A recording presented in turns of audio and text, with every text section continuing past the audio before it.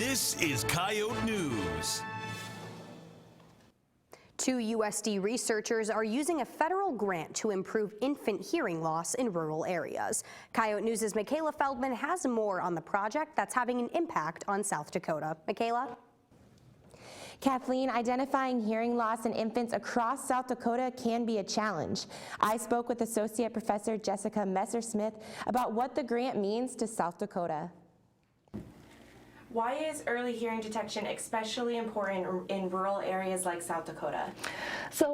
Let's start first with general early hearing loss detection. And we really try to emphasize the importance of identifying hearing loss early, because it goes along with many of those other disorders where by the time symptoms expose themselves, it's usually too late already. So for example, if you think of cancer, if you wait until the symptoms of cancer are apparent, cancer is usually so far advanced that it's no longer treatable.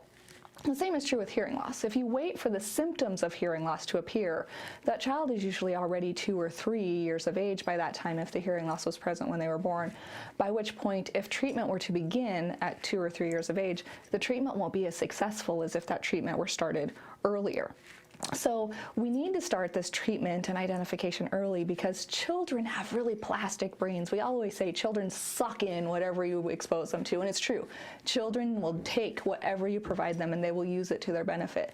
So for those children with hearing loss, we need to make sure that they're having access to the language and the communication in the environment around them, whether that's spoken language or sign language, whatever mode of communication the parents want to use, we need to make sure that the child has access to it.